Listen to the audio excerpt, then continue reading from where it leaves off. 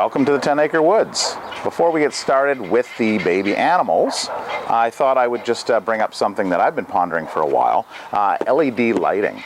So you can see this, this light pole over here. We've been using a mercury vapor light, which is a nice white light. And I like that because I don't like the orangeness of the sodium light.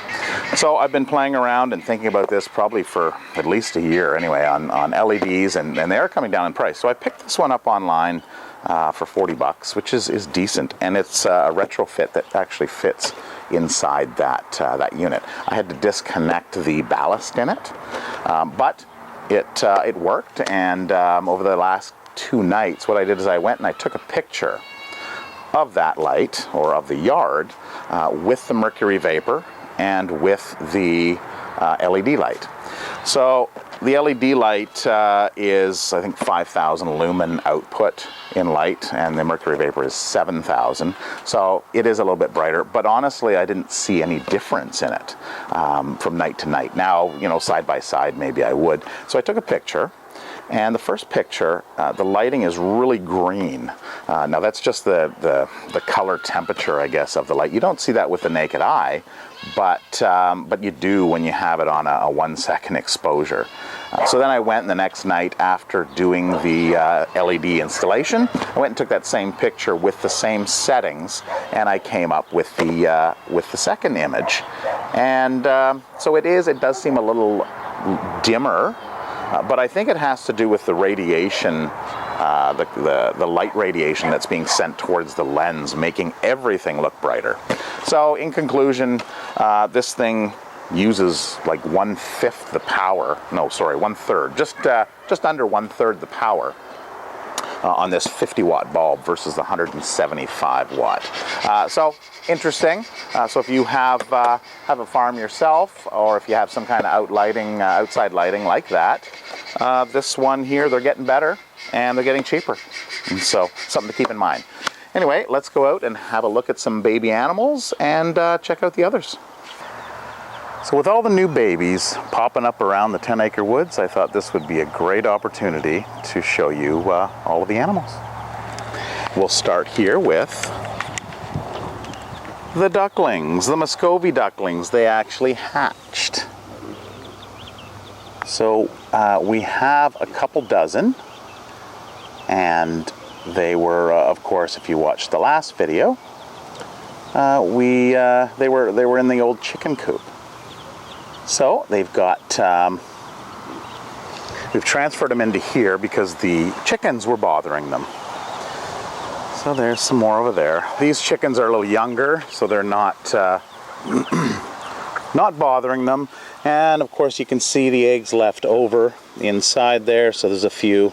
So we'll have to get rid of those. We just transferred them all over to here, but they're not sitting anymore. Now, something else that we picked up, we weren't having a lot of luck with our guineas. So somebody else was having luck with their guineas, and we decided to get some more of these guys here. Of course, we lost 2 of our 6. So we've got 4 adults left. We lost them to a fox. So a young guinea is called a keet. So this is what they look like. Of course, we've got a couple smaller ones. Actually, they're about the same size now. So the 4 that we had are the same size, and they've blended in really good. Now we have them in this enclosure here because they are very good jumpers, even at this age. So guineas can be it can be interesting trying to keep them contained. So the ones we have out in the yard are comfortable, and they stick around. Here are the last little batch of chicks, doing their thing, roaming around in this area. So there's about a dozen of these little guys roaming around, and that'll be it for the year. Not unless we get another chicken that we find somewhere that's been sitting.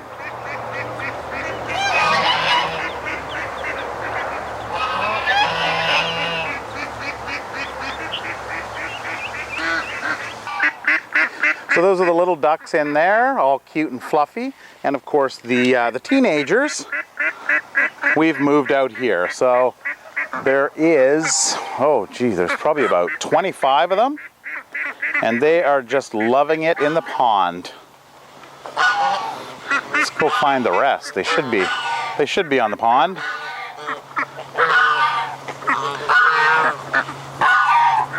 And there we go. Well, there's a couple there. They must be spread around different areas.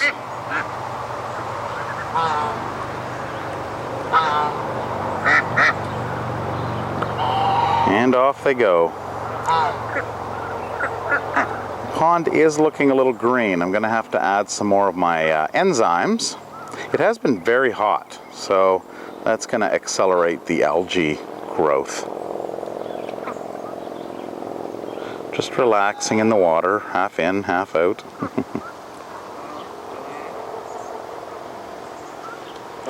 And of course it's been hot, but not a whole lot of wind, so this hasn't been turning, thus it hasn't been running the air down and aerating the pond. So we had some rabbits born outside the fence line. I went over this last week or the week before and talked about how we let our boys out in the yard, keep the girls in, and then we'll bring the girls in and we'll let the boys out in the yard. And it's great. They have the whole 10 acres to run around and they hang out in this area and they go back into their hutch. We can wrangle them back in there. But we missed a female, obviously. It was a gray, stock gray, wild-looking rabbit. And of course, domestic and wild rabbits can't breed. Well, it was probably a few weeks later anyway, we saw these guys. Some little bunnies. Or actually, they're called kits or kittens. Now, the term bunny comes from the Scottish word for rabbit, which is bun. So we call them bunny, I guess just because it's a cute little name. Look at the bunnies, instead of look at the kittens.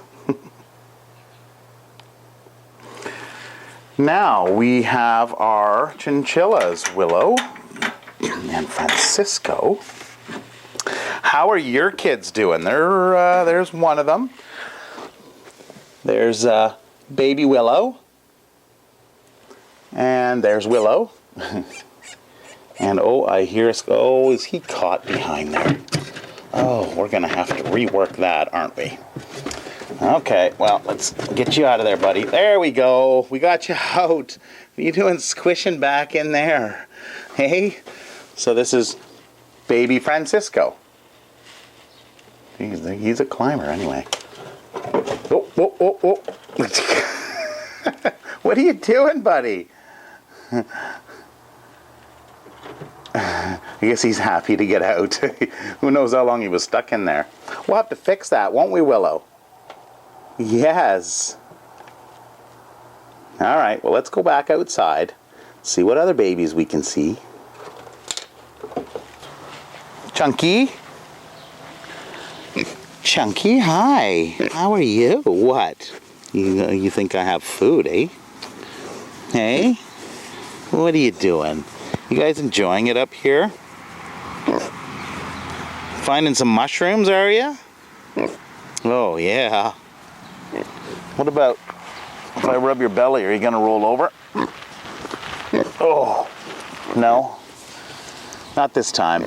All right, well, let's go see if we can find the kid goats. They should be, well, they're either up front or they're out back. I don't want to call them because they don't have any oats. So let's see what we have here. We got some chickens. So these are the guys, they just roam around, but they stick close to home, as long as we don't have any predators that come around. Now, speaking of predators, so this fencing here, you can see there are 4 wires. 1, 2, 3, and 4.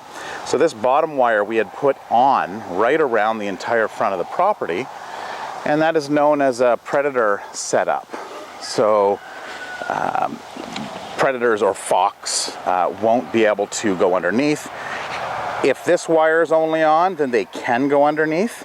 They'll scurry and run underneath.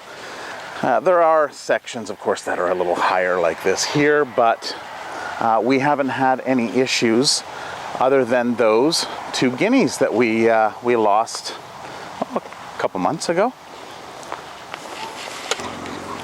Okay, I am now reaching the front of the driveway.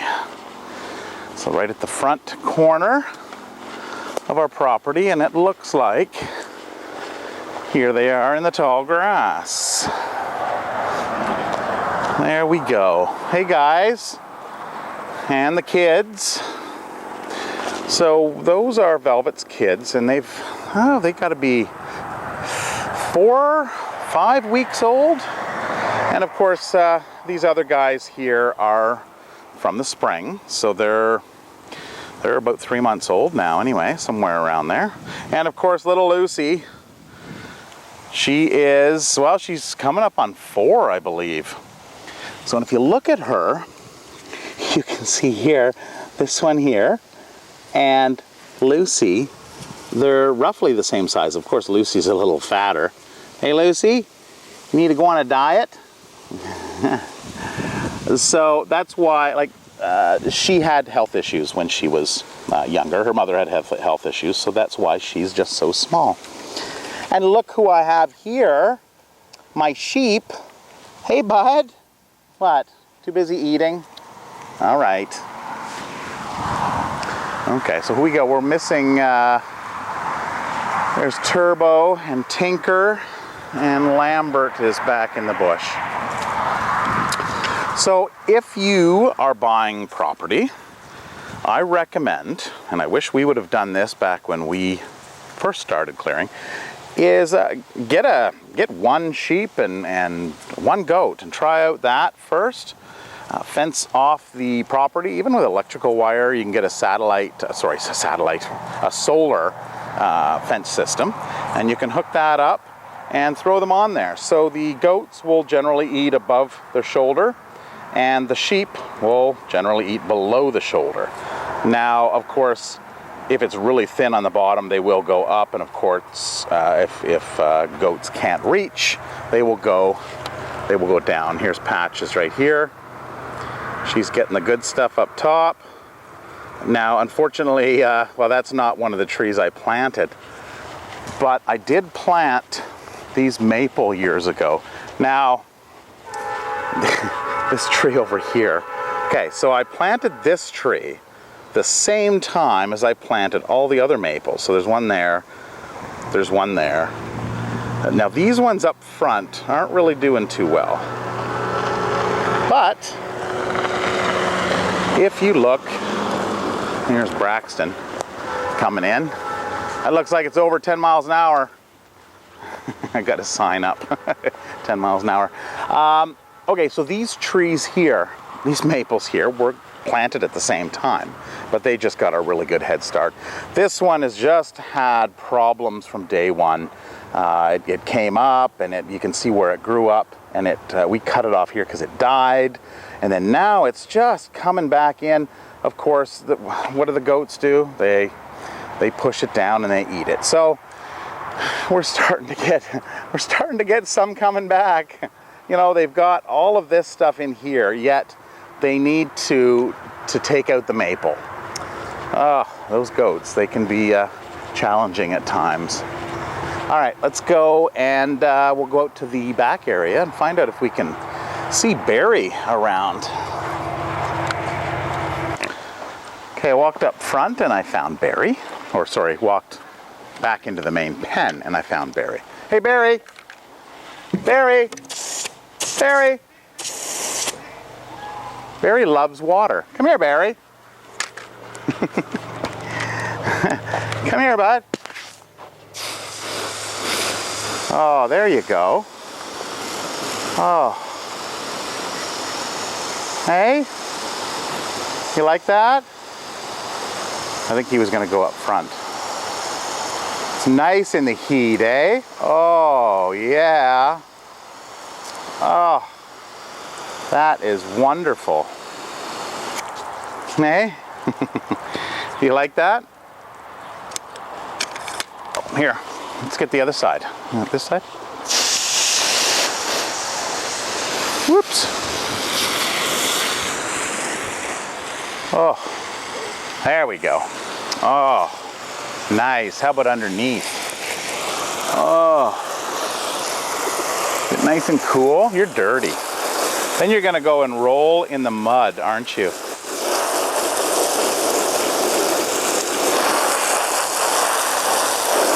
Nice and cool, eh, Bear? Yeah. Here, we'll do this side.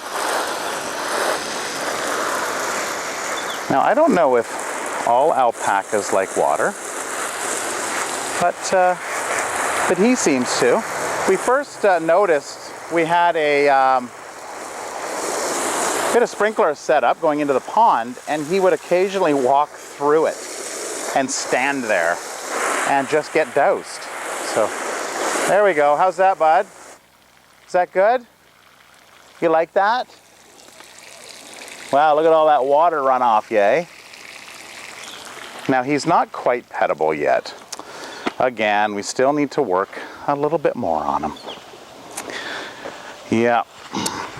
Right, Barry? A little bit more. Okay, well, say goodbye to everybody. Can you say goodbye? No, he doesn't really speak. He used to do this whine. He doesn't quite do it anymore. The area where Cooper's our old goat, Carl, and the little boy, he used to go over to the fence over there, and he would, because he hung out in there quite a bit, he went to the bathroom in there, and he likes to go to the bathroom in the same place. Pigs also do too, and that area is right around in this area here. So when we came out in the morning or afternoon, if he was still in this area, he would actually walk up to that fence and wait there. And then we would walk in the area, and he'd look at us and he'd whine, and you'd hear him go, and you'd look up, and he would be looking over this fence here at us, wanting to go to the bathroom right over about where Carl is over there. So it was, they are very curious animals, curious being the operative word. One of the last babies, well, he's growing up. Little Billy. Little Billy, the pygmy goat, and his dad. So we're going to keep Billy because he just needs, Carl needs some companionship. And he doesn't get that all the time. And he's kind of a little lonely without the ladies. And so we put Billy in there, and then they get along great. So earlier Billy was rubbing up against Dad's horns, scratching right in between his antlers, and it was cute. So they get along great. Hey, Billy? Hey, Billy? Billy? Carl? No. Too busy eating, eh, guys? So in something I missed in the last video, I mentioned that Tara built this contraption here, but Braxton, our son, actually built this section over here. So I failed to mention, I want to make sure that I give him his kudos on that. Good job. I haven't seen them running and jumping up here initially. Billy had run up here, like just as we put it together, jumped up here and pranced around up on top. You're getting a little too old for that prancing around stuff now, eh, bud? Yeah, that's only for those little kids.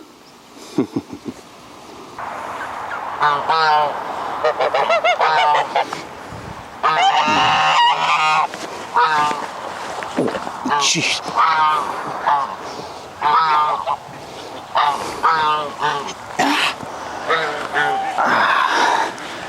Okay, so this Tara had picked up, I don't know how you sit in these things. There we go. Tara had picked this up. I don't even know where she picked it up. She does this on the occasion. She'll just pick up stuff from wherever and then bring them, I don't know if it's new or used, bring them home and set them up and say, look what I got. So it's actually really nice. So it's a chair hammock, I guess. You just sit in it, and I could probably fall asleep if I had the time to do so during the day. But it's actually really comfy, so you can swivel around and you know, look at the animals and be out with the animals. So it's just a nice little hammock. Anyway, that's it. I hope this is what you wanted. I know you guys are always wanting to see the animals, and you want me to make more videos, and I want to try to do that. But at this time, I can only do it on weekends. That's all the time I have, because I do have a normal job that I have to go to. But I thank you for watching again. And please leave any comments or any questions about the baby animals if you have any questions. I've been getting quite a few questions come through, and it's just great to have that feedback back and forth. And I'm learning some stuff from you guys too, so that's great. Let's keep this a two-way conversation.